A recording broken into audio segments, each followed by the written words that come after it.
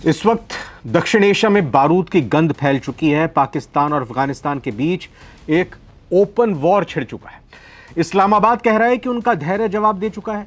वहीं काबुल का दावा है कि पाकिस्तान अपने विनाश की स्क्रिप्ट खुद लिख रहा है। लेकिन इसी खूनी जंग के बीच सबसे ज्यादा चर्चा भारत की धुरंधर एंट्री और हमारे कूटनीतिक रुख की हो रही है।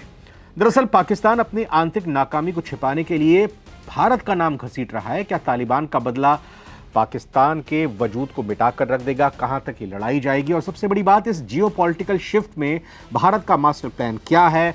अमेरिका, रशिया, चीन, ईरान, तुर्की, तमाम देश इस युद्ध को लेकर क्या कुछ देख रहे हैं? तो इन्हीं मुद्दों पर बात करेंगे, इन उलझे हुए समीकरणों को समझने की कोशिश करेंगे। आज हमारे साथ खास मेहमान जुड़े हैं, दुनिया के जाने माने foreign affairs expert professor Harsh V Pant sir. Harsh sir, बहुत बहुत स्वागत है आपका नवभारत टाइम्स पर। नमस्कार, धन्यवाद सर। नमस्कार। और शुरुआत सर इसी से कि जब लगने लगा था अक्टूबर में कि तुर्की में मीटिंग हुई, उधर दूसरी तरफ कतर में भी मीटिंग हुई थी, सब कुछ शांत सा दिखाई दे रहा था अफगानिस्तान और पाकिस्तान में। अचानक से ये क्या हो गया है? कहां तक जाता हुआ दिखाई दे रहा है? और तमाम देश इंक्लूडिंग इंडिया कैसे इसको देख रहे हैं? देखिए, अगर आप इसको साउथ एशिया के कॉन्टेक्स्ट से समझें तो ये काफ़ी महत्वपूर्ण मोड़ है जो आया है इस क्षेत्र में। और एक तरह से जो एक फंडामेंटल फॉल्ट लाइन है पाकिस्तान अफगानिस्तान के बीच में, उसको इसने फिर एक बार रेखांकित किया है कि वो कहीं जाने वाली है नहीं। जिसका आपने जिक्र किया कि पिछले अक्टूबर ऐसा लगा कि दोनों देश किसी समझौते की तरफ बढ़ रहे हैं या एक अंडरस्टैंडिंग की तरफ बढ़ रहे हैं, वो मुझे लगता है एक बार फिर स्पष्ट हो गया है कि जो जिस तरह के संबंध दोनों देशों के बीच में बन रहे हैं और जिस तरह से पाकिस्तान ने आज तक अफगानिस्तान को स्ट्रेटेजिक डेप्थ के तौर पर देखा है रादर देन एक सॉवरेन स्टेट के तौर पर देखने के बजाय, उसका नतीजा आज हमको देखने को मिल रहा है कि जो आतंकवाद पाकिस्तान ने पाला पोसा बड़ा किया, उसको आज वापस से उनको खतरा इतना बढ़ गया है और कि उनको अफगानिस्तान को की तरफ ये पूरा एक युद्ध स्तर पर जाना पड़ रहा है। और जिसका आपने जिक्र किया कि एक जब वो कहते हैं कि ओपन वॉर, तो ये ओपन वॉर किसके खिलाफ है? ये उन्हीं एक्टर्स के खिलाफ है, उसी देश के खिलाफ है जिसमें आपने एक ऐसी आइडियोलॉजी को, एक ऐसे एक्टर्स को, आतंकवाद को पनपाया, एक्सट्रीमिज्म को पनपाया, जिसको आपने शॉर्ट टर्म गेन्स के लिए इस्तेमाल करना चाहा, लेकिन उसके लॉन्ग टर्म जो इम्प्लीकेशंस हुए वो ऐसे हुए कि जो आप समझते थे कि आपका आगे आने वाले समय तक साथ देगा देश, वो देश आज जैसे ही सॉवरेन बना, उसको ये समझ में आ गया, अफगानिस्तान को, तालिबान को ये समझ में आया आपके पाकिस्तान के साथ दूरगामी रिश्ते एज एन इक्वल वो नहीं बना सकते, क्योंकि पाकिस्तान उनको कभी इक्वालिटी देगा नहीं। और जो अंदरूनी नाकामी है पाकिस्तान की, गवर्नेंस की है, मिसमैनेजमेंट की है, आतंकवाद को कंट्रोल न कर पाना, उसकी जो जिम्मेदारी है, वो उसने आज पिछले कुछ समय से अफगानिस्तान की तरफ डालने की कोशिश करी और अफगानिस्तान उसका जवाब दे रहा है। देखिए, अफगानिस्तान एक ऐसा देश है जिसने बड़ी बड़ी एम्पायर्स को ध्वस्त कर दिया। तो ये मानना कि अगर वो हम कह रहे हैं ओपन वॉर है, तो आप एक ऐसे देश के साथ ओपन वॉर कर रहे हैं जो कैपेबिलिटीज में आपके समक्ष खड़ा नहीं होता, लेकिन उसने आपको ऐसा जवाब दिया है, आपने जो पाकिस्तान ने जो करने की कोशिश करी थी कि आज आपके पास ओपन वॉर के अलावा कोई और रास्ता नहीं है। आपके पास सब एक तरह से अगर आप पाकिस्तान अफगानिस्तान के बीच का रिलेशन बैलेंस देखें, तो पाकिस्तान के पास तो सब कुछ है। उनके पास बड़े देशों का ऑस्टेंसिवली बड़े देशों का समर्थन है, ज्यादा कैपेबिलिटी है, ज्यादा इंटरनेशनल रिकग्निशन है, और यहाँ पर एक ऐसी रेजिम है जिसको तो दुनिया रिकग्नाइज ही नहीं करती। वो देश आपको जवाब दे रहा है और वो देश आपके सामने खड़ा है। तो एक तरह से पाकिस्तान की अपनी नाकामी, कि अभी तक वो सिर्फ भारत को ब्लेम करते रहते थे, अब आज दुनिया को ये समझ में आ रहा है कि बाकी देश जो उनसे जुड़े हुए हैं उनके साथ भी पाकिस्तान की जो समस्या रही वो यही रही कि इंटरनल जो उनकी समस्याएं थी वो दूसरे देशों पर थोपते रहे। और जिस तरह से भारत में उन्होंने टेररिज्म का, आतंकवाद का, एक्सट्रीमिज्म को पनपाया, उसी तरह की रणनीति उन्होंने अफगानिस्तान की तरफ बनाई और आज वो उल्टी पड़ती नजर आ रही है। तो मुझे लगता है जो एक चेस बोर्ड है, ये पाकिस्तान के लिए और जटिल होता जा रहा है। हालांकि उनके पास, जैसा मैंने कहा, ज्यादा क्षमता है, वो उस क्षमता का इस्तेमाल करेंगे और बमबारी होगी, युद्ध होगा, ओपन वॉर की उन्होंने जो बात करी है। लेकिन मुझे नहीं लगता है कि इतनी आसानी से ये मुद्दा सुलझने वाला है। और जो अक्टूबर में करार हुआ था, समझौता हुआ था, वो तो बहुत ही क्षणिक था, क्योंकि उसने किसी भी तरह की जो फंडामेंटल प्रॉब्लम है दोनों देशों के बीच में, उसको सॉल्व नहीं किया। तो जब वो प्रॉब्लम जब तक चलती रहेगी, वो जो समस्या जब तक कायम रहेगी, तब तक ये अफगानिस्तान और पाकिस्तान के संबंध ऐसे ही बने रहेंगे, क्योंकि एक स्ट्रक्चरल प्रॉब्लम है।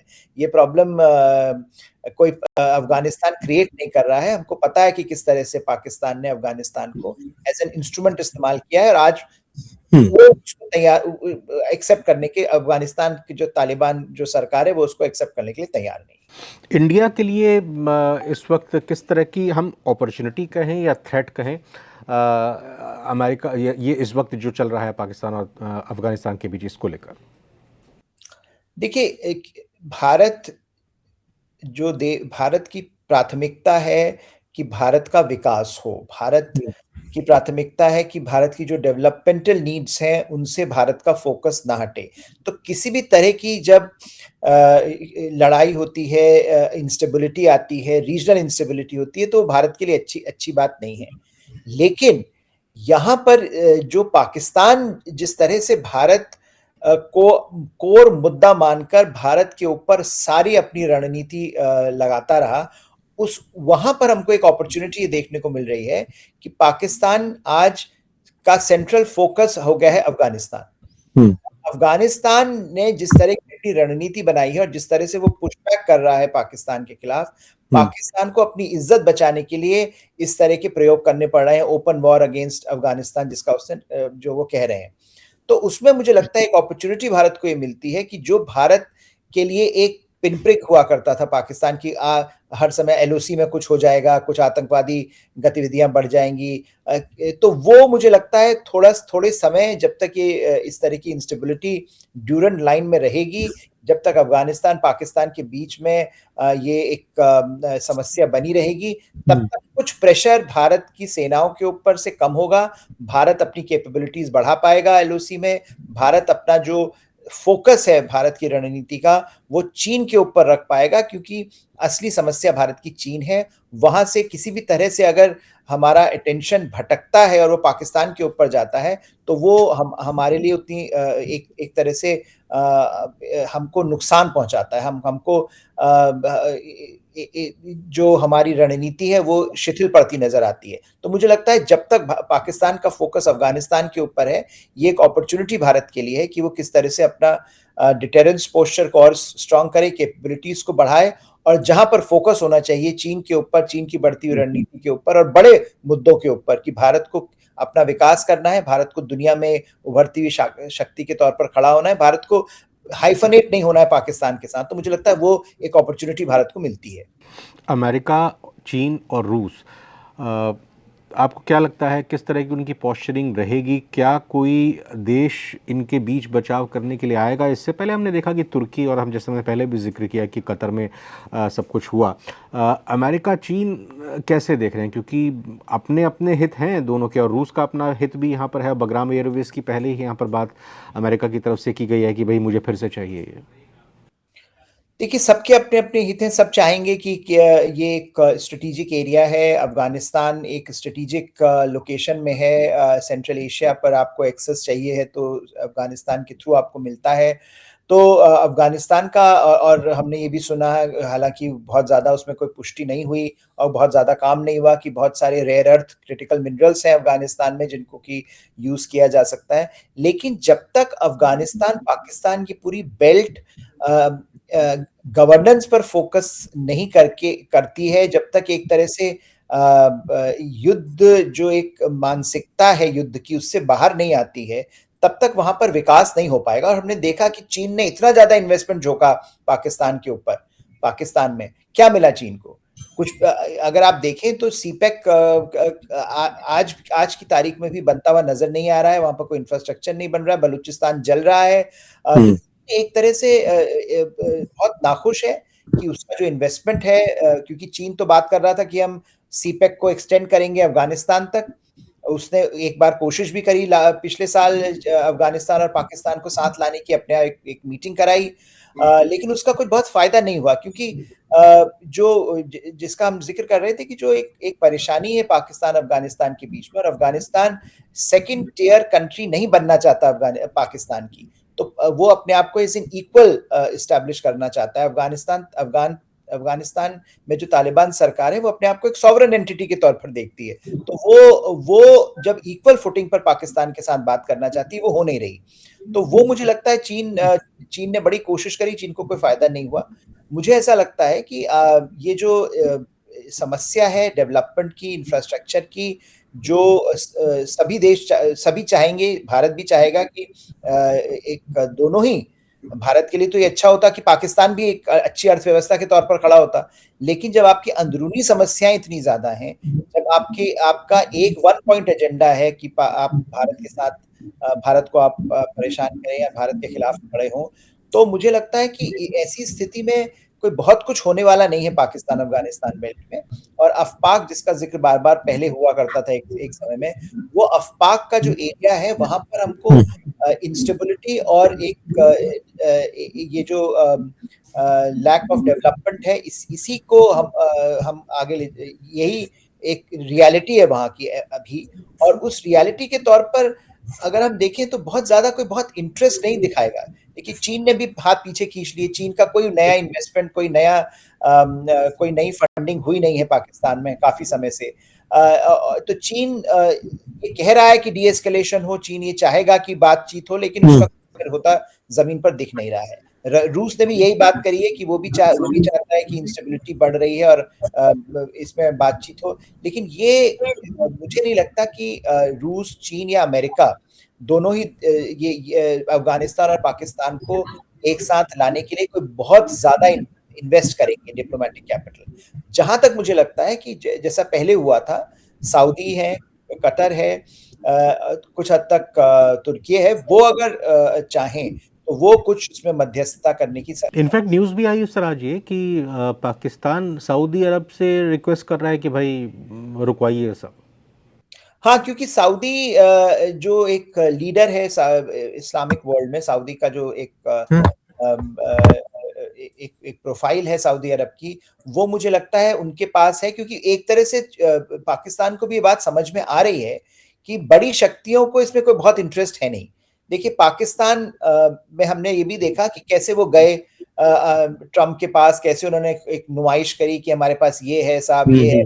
ट्रम्प ने भी 2-3 सुना, कुछ अच्छे शब्द बोले, उसके बाद ट्रम्प भी भूल गया पाकिस्तान को, उसके पास बड़ी समस्याएं अपने आप की।